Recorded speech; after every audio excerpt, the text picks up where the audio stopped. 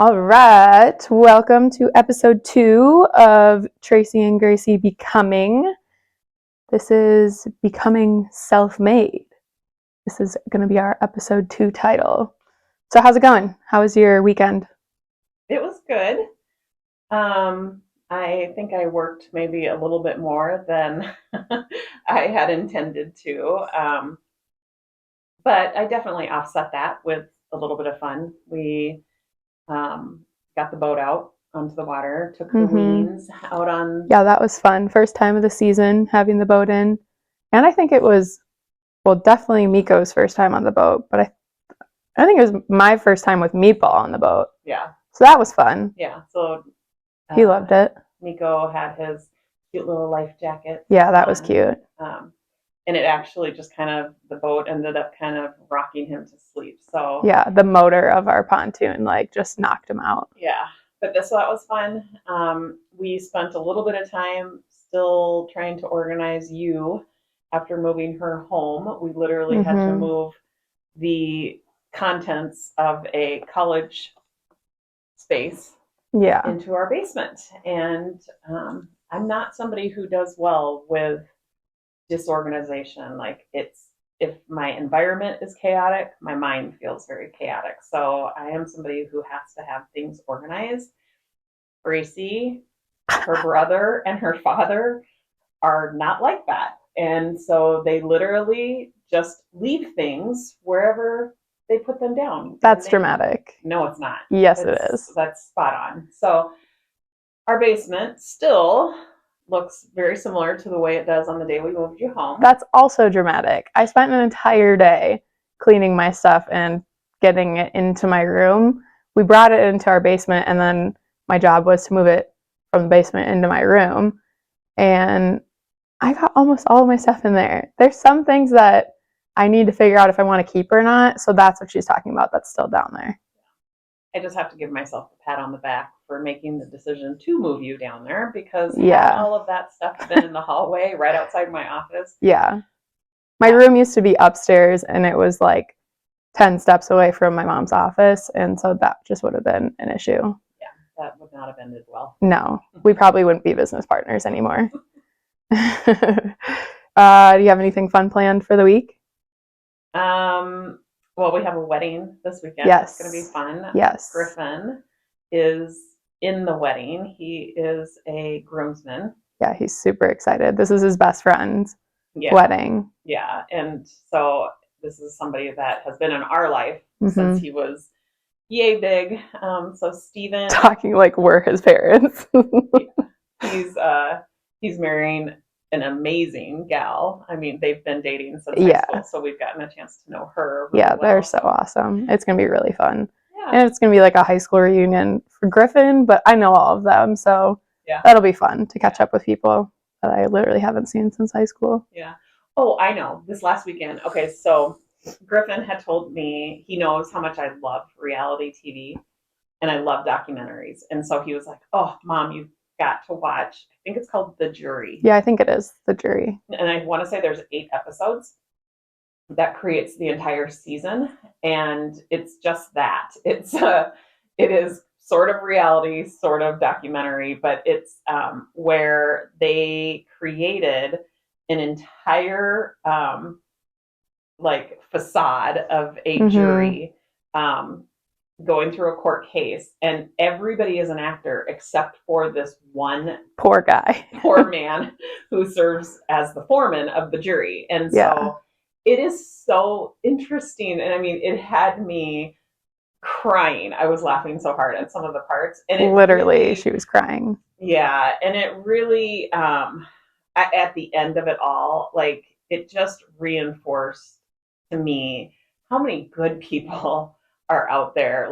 It reinforced my love for humanity.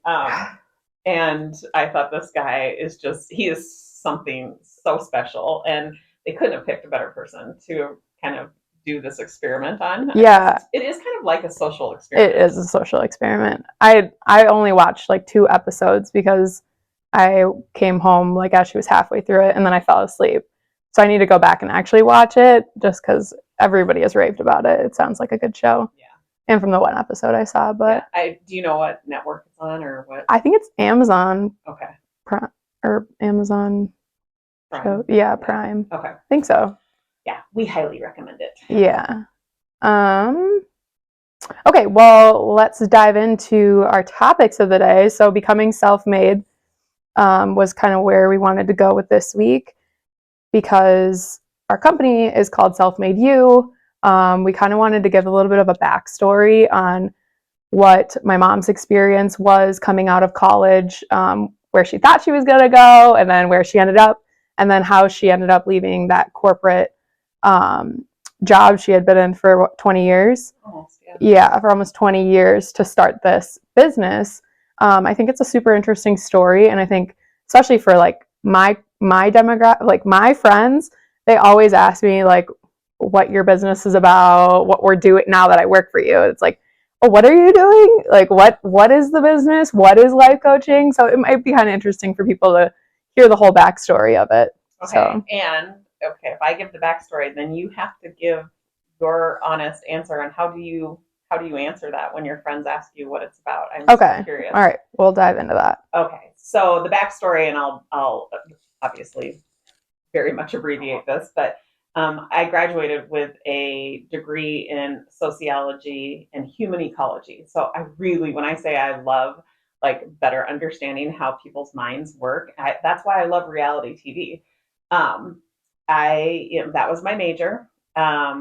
I thought I was going to either go into social work or become a therapist. I really kind of liked both secondary educational counseling, or I thought marriage and family therapy might be a good direction.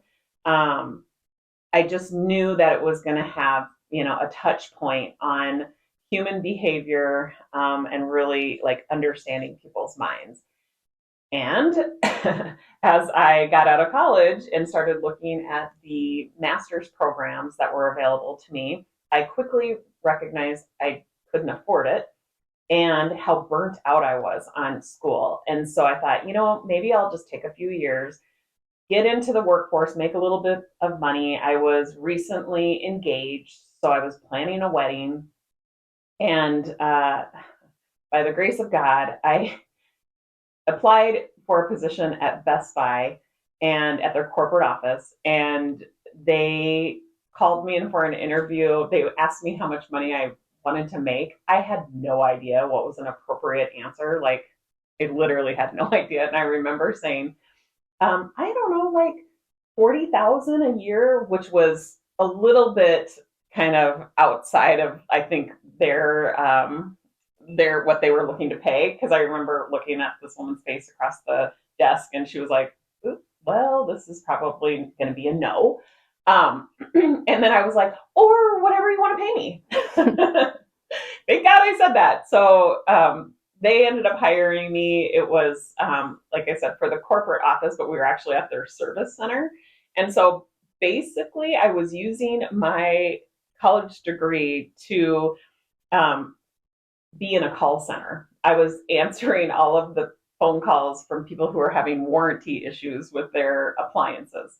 And it was kind of funny because my fiance at the time, now husband, was also looking for a job, but his degree was in IT. And so there was a woman who worked in the HR department.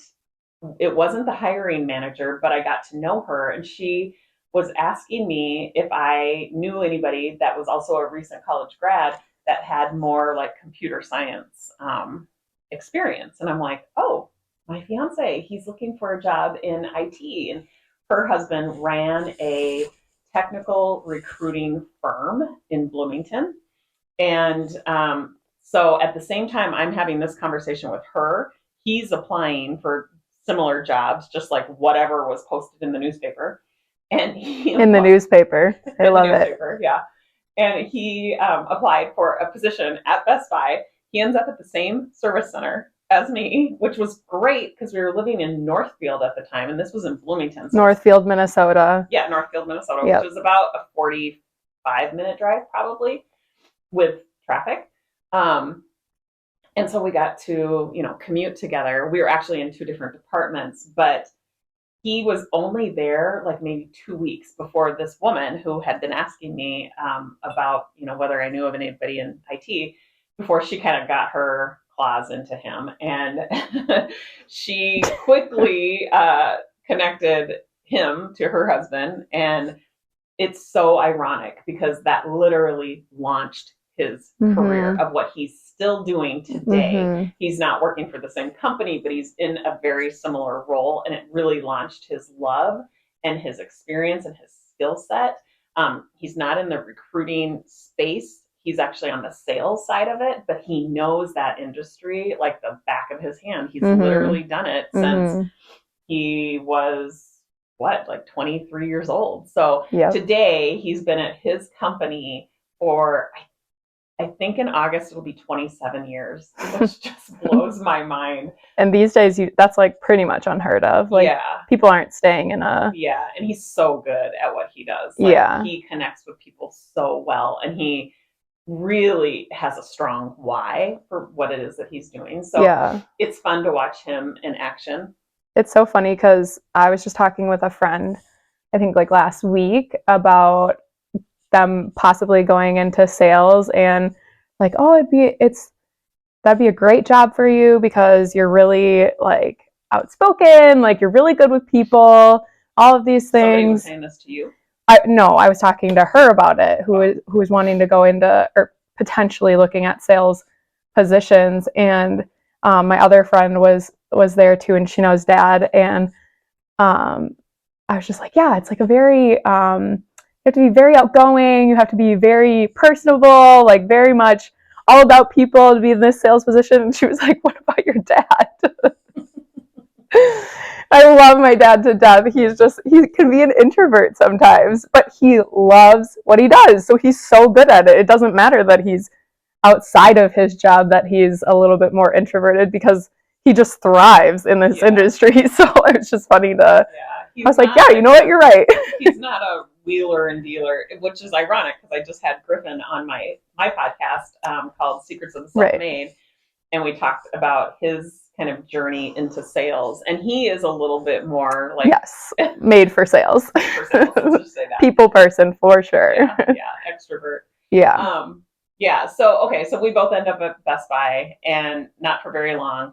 And he goes, one direction into IT, thankfully, due to a connection that he had made. And I end up getting like... I start looking at like the open position board, and it was probably literally a board with thumbtacks at the corporate office. And a position comes up that's more admin, outside of the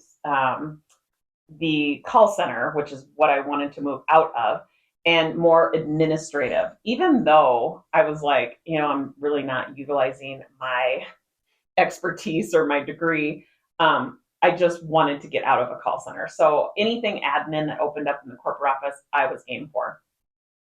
Again, by the grace of God, a position in the advertising department opened up. I didn't know it was in the advertising department. All I had done was just apply for this admin position. And I think that they probably, thinking back, purposefully left off the fact that it was the advertising, because advertising, I don't know if it still is, but back in the day, that was like the place to be. Mm-hmm. It was really kind of the sexy area of... I would say so. I think it's of the still... marketing industry. Like it's so exciting. It's so creative. You get to surround yourself with some of the coolest people. And so I just had so much good fortune to land in that department as an admin. And it happened to be the administrative assistant to the director of the department. So I got to learn so much about how to really operate a department, because I was assisting her. And I was there for about a year and a half, I think. And in that year and a half, I had a chance to really kind of move around to different areas. I got to assist in the production department, which was fascinating. I also got to assist in the media buying department, which I thought that was really fascinating. And it really launched my love for that industry. And in that very short amount of time, somebody that I had worked with at Best Buy left the in house agency, went to an outside agency that was located in downtown Minneapolis. It was a very small agency, and they were looking for a general manager. And she told them that I would be a great candidate. And I'll never forget the call because I was like, are you sure you meant to call me? I'm an admin assistant. I really didn't think that highly of myself. And that I would be a great general manager for an agency. But she's like, no, I honestly think you'd be perfect for this position. And she's like, just interview. I'm like, okay. So it was a tiny agency. It was 30 to 40 people big. They were actually based out of Kansas City, Missouri, but they had a small branch here locally because they actually had the Northwest Airlines account. So the only account that these people worked on was Northwest Airlines at the time. Now today it's called Delta. Yeah. But so the kind of the management out of Kansas City happened to be in town, and they interview me for this general manager position. And I'm like, I literally went into this interview. I was shaking in my boots because I'm like, talk about imposter syndrome. I'm like, there's just like no place for you. They must be confused. Mm-hmm. And again, they asked me like, how much are you looking for? And I'm thinking, okay, is this now appropriate to throw out the $40,000 goal? And I did. And they didn't even bat an eye at that. And they thought that I was perfect. And it wasn't, general manager is a kind of a stretch for the role or the title. It was really, I would say, more like office manager, if I'm being honest. There was a lot of administrative, really making sure that the operations overall, everything was working seamlessly. The department heads worked well together. It had a strong focus on the facilities, making sure that there was that face, that kind of outside vendors could talk to. Yeah. So I was like the local HR person. I was the local facilities person. I was the local, I oversaw all of the admin, all three of us, I guess. But boy, did I get a ton of experience through that job.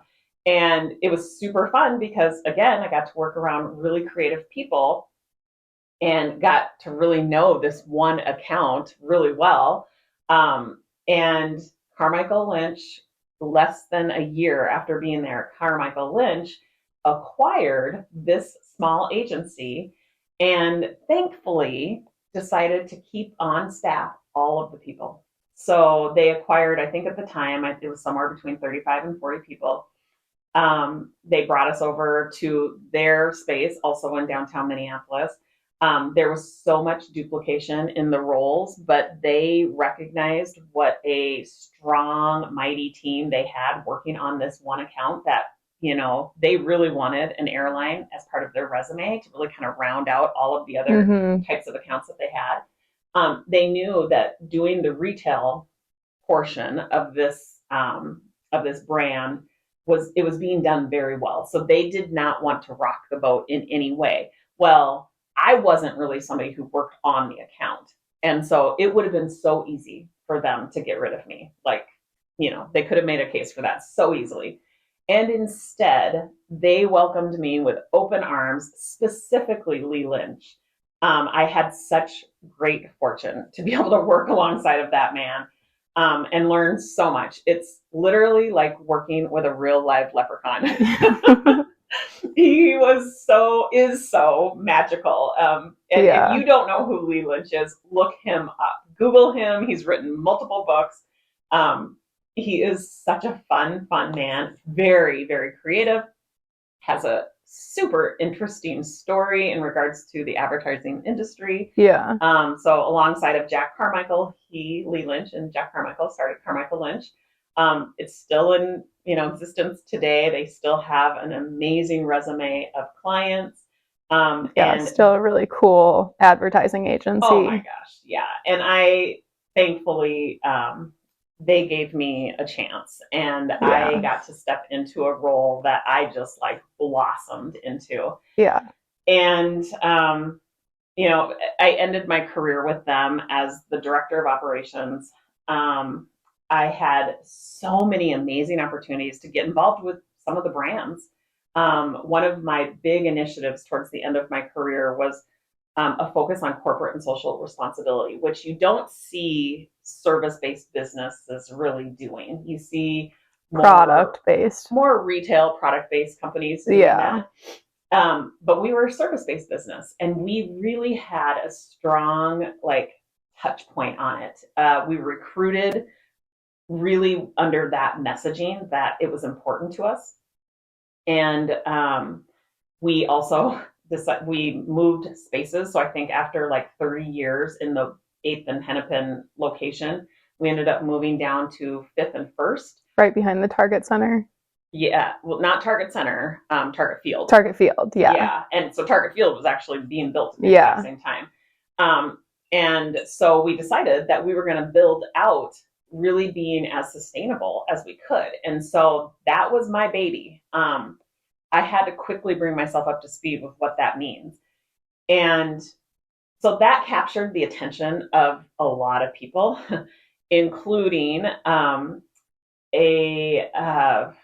trying to think of who gave me the award. I can't even remember now, but we were nominated for a CSR award. And again, it's just, we were, okay, so the other nominees were Campbell's Soup, Pepsi, um, oh, a magazine. There was a magazine. I can't remember. I want to say it was Self magazine. And then Carmichael Lynch Advertising. So it was like, oh, which one of these things doesn't belong? Yeah. But I will say that we had an amazing PR group that was so good at like writing out nominations that they definitely got the eyes on our nomination. And um, they brought us out for this award ceremony. And not only, I think for organizations, I think we like got like second runner up or something like that. But they also had the award for executive of the year in the CSR category. And I won that. And so that was such an incredible moment. Um, just being recognized at that level. We were in Washington, DC at the press room. There was just so many really cool experiences that went along with that. And it just really launched my love even more deeply for corporate and social responsibility. And I knew that if I ever started a business, I would for sure have a huge, you know, touch on the pulse. I would keep my finger on the pulse of, you know, corporate and Yeah. social responsibility. So it was right around that time where I was really starting to feel like there was something more for me. I knew it was probably, you know, somewhere in the realm of being able to flex my own creativity, but yet having, you know, a focus on people's behavior and how it is that they're feeling. I love to inspire people. I've always loved to do that.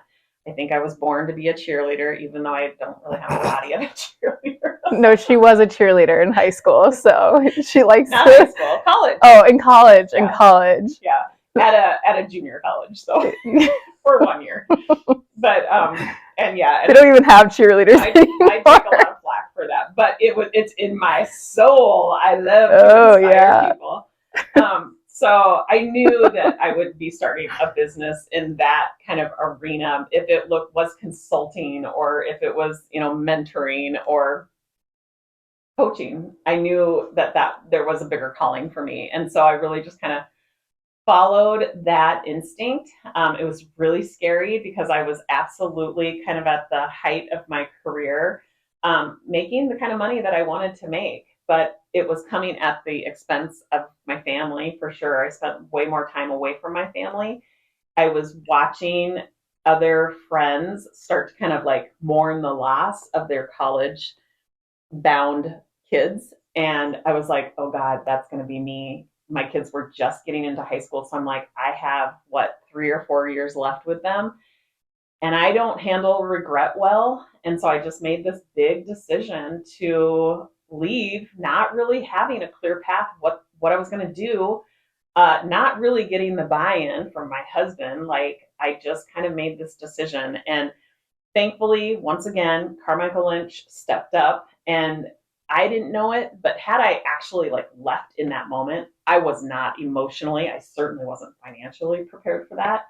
They kept me on. They were like, "Can we just transition over the course of like a year?" And I'm like, "Yeah, but I really want to be at home. I really want to be more with, with my kids." And this is like, keep in mind, this is 2015-ish. So we were just starting high school. Yeah, so this is I was just starting high pre-COVID. school. Working from home was not really a thing, and especially if you're the director of operations. And they were so gracious to allow me to do that. And so I helped like bring in the person that took over. It was an existing person, but to make sure that they were, up to speed. Plus, I just, kept everything status quo until they were ready. To like let me go, and at the same time I was able to really kind of think about what is it that I want to do, what is my calling. And so it really did look, it became clear to me that it was coaching. I recognized that there was a void in the marketplace for any woman who was looking to transition out of corporate and to really like pursue a passion, like to create a purpose driven career. There was no roadmap for that. So that was the void that I filled. And call it, a lot of people will say, oh man, you were just so courageous. I think that's giving myself way too much credit. I would say I was a little naive, but that's always served me well. Even, with a little bit of fear, I still kind of lean into that. And thank God I did, because, it has certainly evolved. At the time, I named the business She Style. And I really kind of ran with the fact that I was a CEO and I was helping other women become CEOs. I'm so glad those days are gone, because that's a hard thing to say. And I know it's totally like kind of kitschy. Kitschy. But that actually has a touch point on how I came up with Self-Made You, because I hired a designer to create a t-shirt for me where I said I wanted it to say something about CEO, and he came up with self-made CEO. And I was like, ooh, that's good. And the t-shirt turned out super cute. I still have it. And lo and behold, that launched Self-Made You. Yeah. And so I realized, the CEO's got to go. And what I'm really about is helping people think differently, like really filling the gap that formal education tends to leave. I have 2 kids that graduated from college, and neither of them really took a course in how to solve a problem or how to achieve a goal at the level of your mind. Well, they don't have those courses. They'll teach you what to think, but not how. Yeah. And so all of the, circumstances, problems, goals that my clients bring forward is something that can be achieved if they knew how to think and feel differently. And so I was just very focused, laser focused on helping people start purpose driven businesses, when I realized that you could apply what it was that I was teaching to, losing weight, to healing relationships, to being more productive. Yeah, being more productive. Like all of a sudden it became clear that no, we're a school that teaches a system that you can learn to operate from, that literally changes your life, because there's so many unlimited applications that you become so masterful at it. So it dawned on me, oh, we're a school. And so I kind of played around with that. And of course you have to get everything trademarked and licensed, and whole process, a URL that's available. So by process of elimination, we landed on Self-Made You. And we really do like to think of ourselves as a school. albeit we're an online school. Yeah. But we do fill that gap. We do teach people not what to think. That's what I think the formal educational system does. They teach you what to think. We Yeah. teach you how to think. And then we have all our curriculum has gotten larger and larger. And our curriculum basically is just how do you apply it? All the different things you can apply it to. So we have self-made mind and body, which is the operating system that we teach applied to weight loss and metabolic fitness. And then we have self-made mind and relationships and self-made mind and performance and productivity and habits and money. And yep. So, and the list is growing because now we have a student teacher program and we have a coach program where we're bringing people up through the ranks, learning how to teach this concept. And then we're bringing in coaches that happen to be our own students who want to become coaches. We're teaching them how to coach this concept, which is more of an accountability and refinement and practical applications. And so it's two different things. Teaching and coaching are definitely two different things, but we have both under the umbrella of Self-Made You. So thank God for, all of these stars aligning for me that brought me here today. I've had to define what it means to be self-made over and over and over on every podcast I'm on. They ask me, and I like to make the very clear distinction between it being, it's not an egotistical title.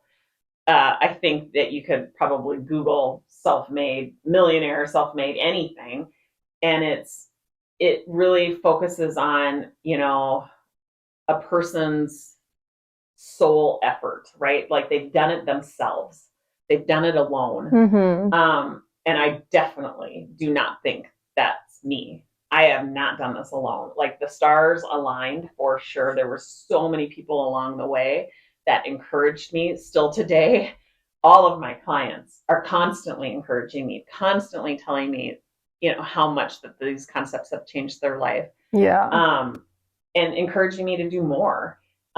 Without them, I would have stopped a long time ago. So I did not do this alone. What self-made means to me is this deep desire to take responsibility, take ownership, take credit for all of your results, whether they were unintentional or intentional. Because that starts to alleviate the blame, right? That also has you looking within for solutions. It creates a sense of self-reliance, and that like I said, that's something that is not taught in school. Right. We are taught that, find who it is to blame. We're taught find the answer outside of you. And I want people to recognize how capable they are of solving their own problems and achieving things that they once thought impossible. So that's part of it. But the other part of it, of what it means to be self-made, is to be able to teach those concepts, that behavior, that way of being to other people, either in an indirect way, just by modeling it, or directly, like by literally explaining exactly what I've explained to you. And we've had people that, like I said, our student teachers and our Self-Made You coaches, the people that are going through the program, they've raised their hand. They're like, yeah, I want to teach this in a very direct kind of formal way. But I don't think it has to be informal. Yeah, it can be informal. It could be a parent just modeling this for their children. It can be a team leader modeling this for their team members.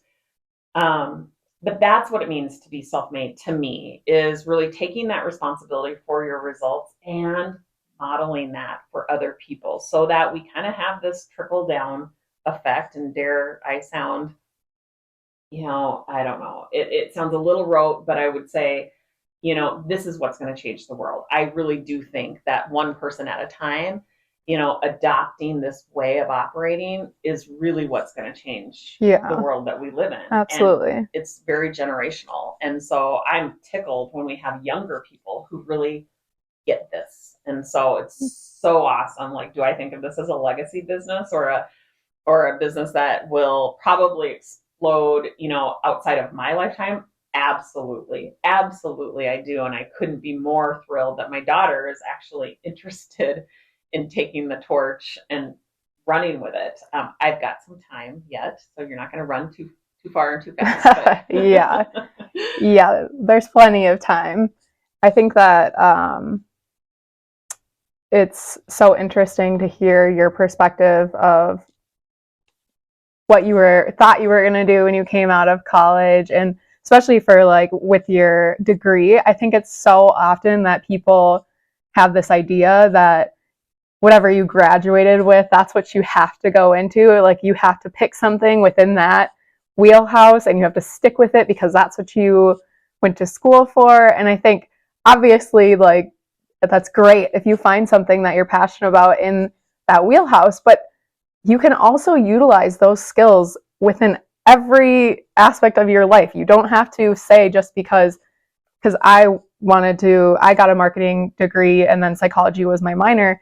And I had the exact same thoughts. Like, I loved the psychology aspect, but I did not want to go to grad school at all. I did not want to do it. And I think that it becomes this limiting belief for people, especially other psych majors that I knew in my programs, that were like, oh, like, I love it. I want to do something with this, but I don't want to go to grad school. I don't want to go into clinical therapy, or I think it's hard to not get stuck in that mindset of, well, this is what my degree was in, so I have to find something within that. I think if you go into the world with an open mind and just seeing what's out there for you, like you saw the general manager position, you're like, yeah, right, like, but you went for it. And I think there's something to be said for just owning your capabilities and trying to expand on them. I think that you can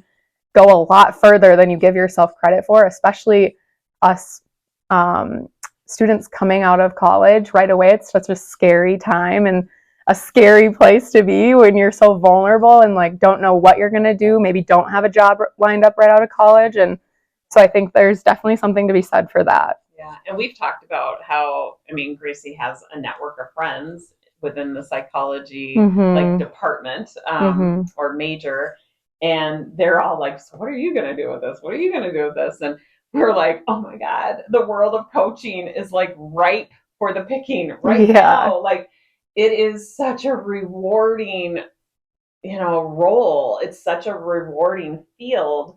And it can be lucrative. If you're motivated by money, it can be very lucrative.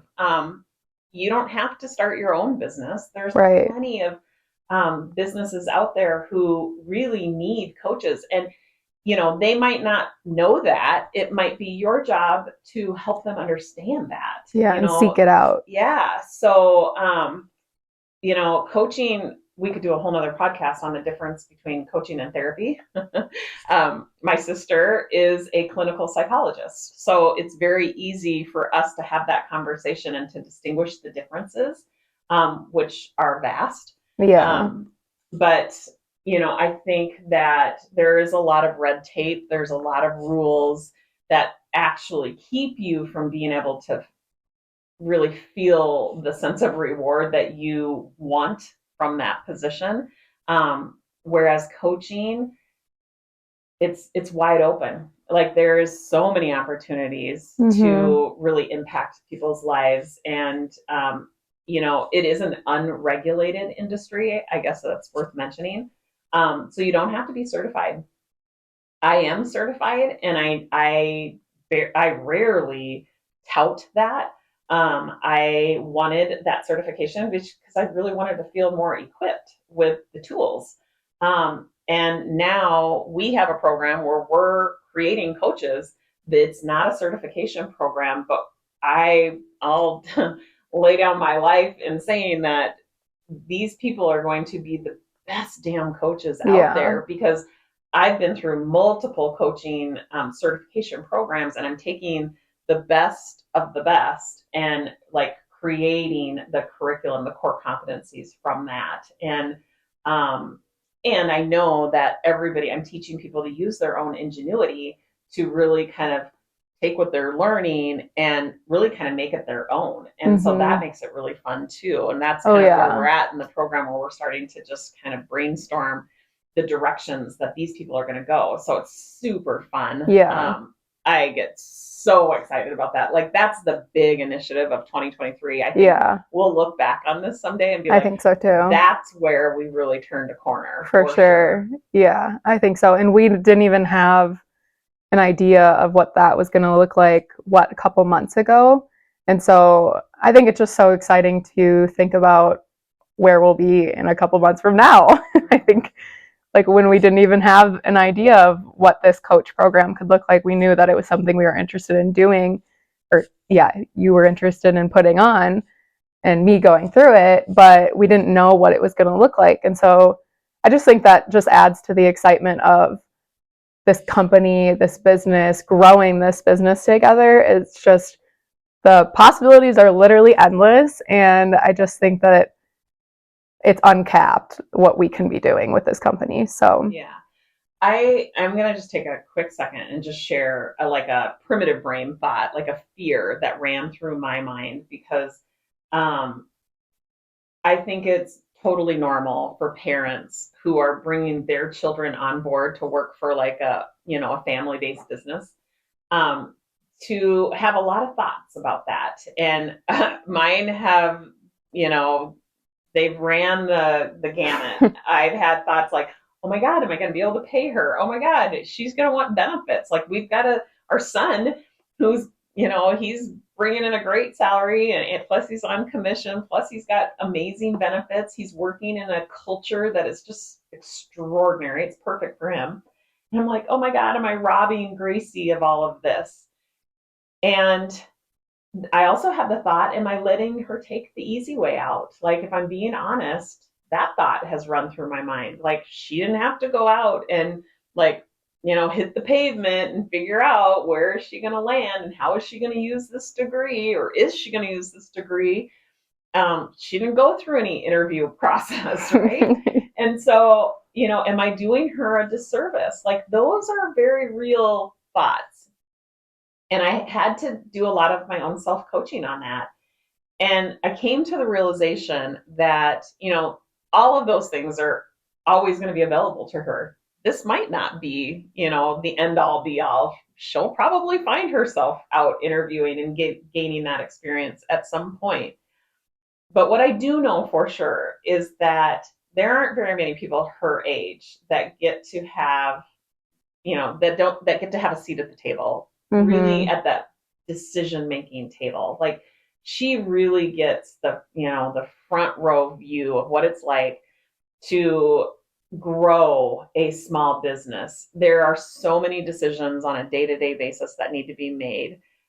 There's so many roles and responsibilities that, as a entrepreneur, as a solopreneur, like, I'm 100% responsible for those. For her to be able to get this entrepreneurial like experience at her age, at 22, is pretty unusual. It's pretty extraordinary. Yeah. And when I really started to think about that, I was like, oh no, I'm doing the right thing. This is for sure the right thing. And yeah. I would say that that's also coupled with the kind of person she is. This is such a good fit for her. Like, she's always been that person who's very objective. She doesn't have, I think her friends would agree with me, she's not dramatic at all. Like, her primitive brain is very well managed, except when it comes to organizing. Oh, whatever. That is her dramatic primitive brain. So she is perfect for this position, and the position that she's actually in is like, it's more of an operational position right now. Do I have a title?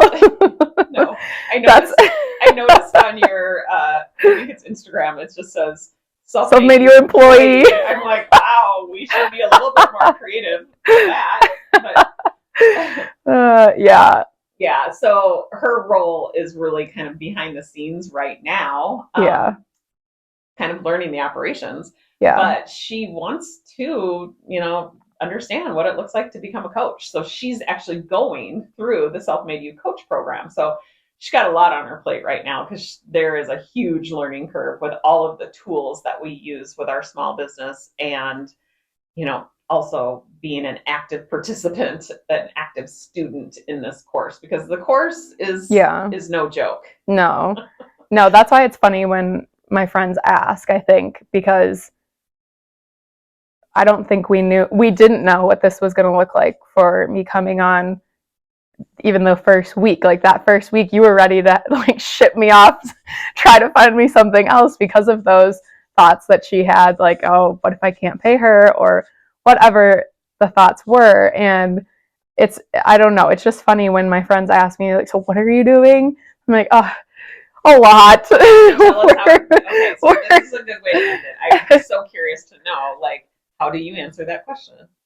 Well, I think I'm in that state of becoming who I'm going to be with this company, like week by week. I think it actually changes every single day for me because there's so much going on. I have so much to learn. I didn't know any of these. You're not taught these entrepreneurial skills in the College of Business. And so I think, unless you go into that for your major, I did not. I was solely marketing. And so I wasn't taught a lot of these things outside of the marketing realm. And so I'm constantly I'm trying to be a sponge and soak up each part that I can get right now.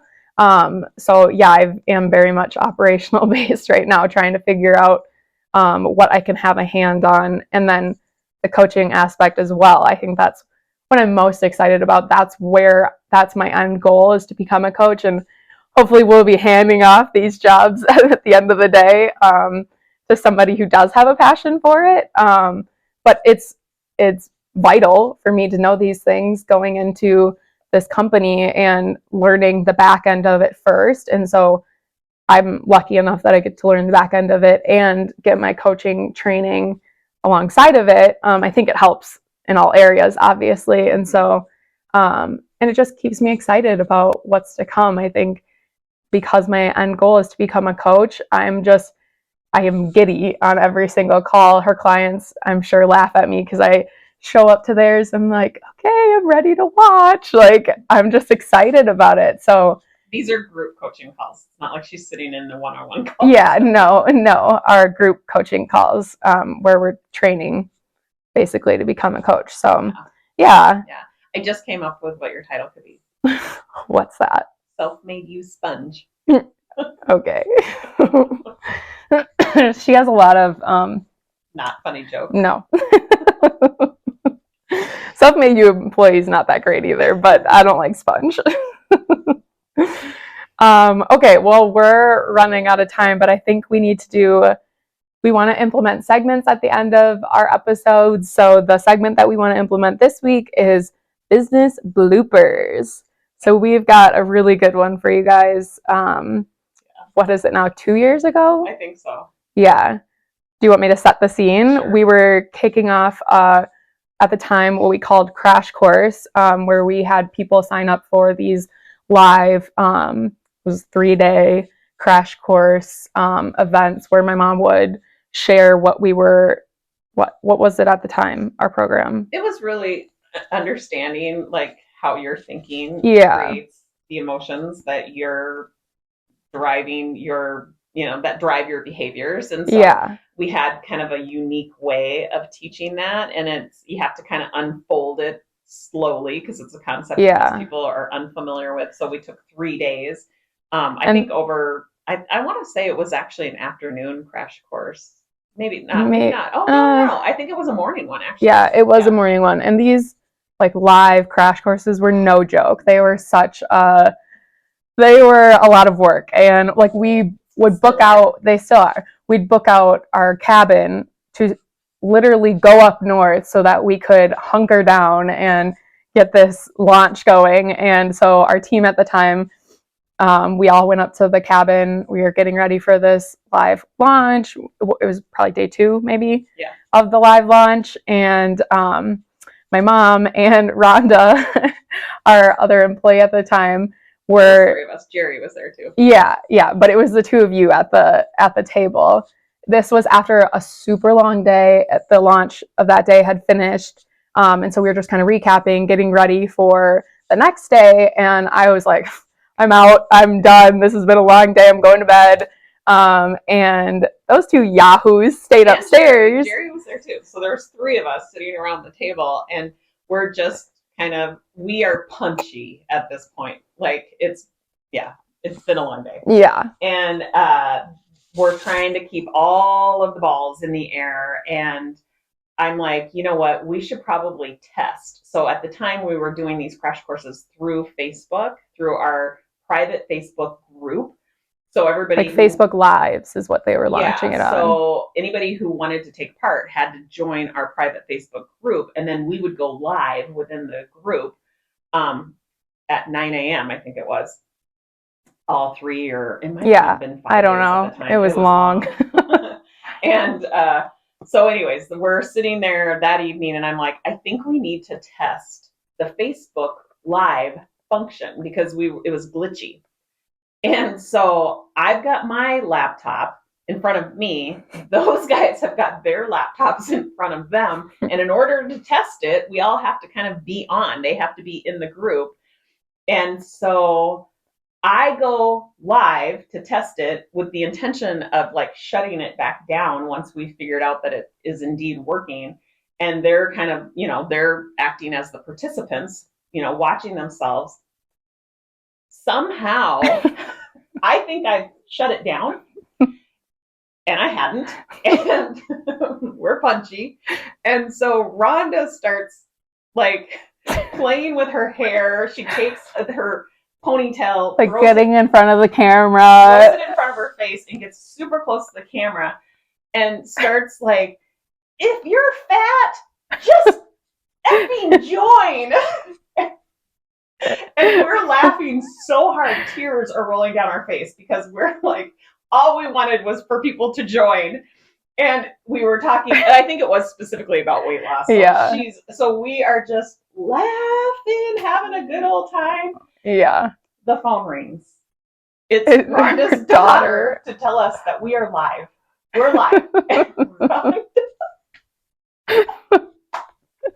Oh my God, you'd have to know Rhonda. I know a lot of you who are probably listening know Rhonda, and she is the most kind-hearted, God-loving woman, and never swears. And and that's live. And people in our group, I think we had like 1,000 people at the time.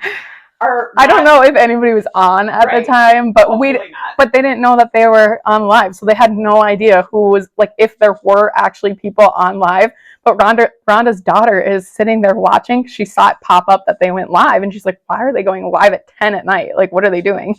And Rhonda's in the camera like, "Sign up!" And her daughter's like, "Oh my God, they don't know they're live." Oh my God! I mean, this was several years ago. Yeah, and I still cry laughing about this. Like, we had to take a couple minutes before this because we were talking about which segment we were going to do, and we were actually crying. We were laughing so hard about this story. So we're like, "Yep, that's it. That's our business blooper." Yeah, Rhonda didn't think it was real funny at the time. I kept promising her someday we'll look back and laugh at this, which it didn't take long. Still do. It didn't take long. We were laughing about this like minutes later. I mean, I literally in the middle of the night, because then you have to go in there and you have to find it and delete it. But I had it set up because I'm so tech savvy. I had it set up that it not only recorded in the group, it posts out to all of my social media. So I found it in Facebook and deleted it, but it had went to LinkedIn. It went all over the place, and I forgot that. So it lived a life. And it was just something else. So that is our infamous blooper. We'll share others. Yeah. Not many can match that, but no, that one does take the cake for sure. But well, I think that pretty much wraps up episode 2. Yeah. Yeah. We're becoming self-made for sure. Yes, cheers. We are. Cheers, our coffee mugs. Yeah. My baseball mom coffee mug, sure. Okay. Cheers to episode 2. Well, we will see you next week, next Monday. with another fun and exciting episode.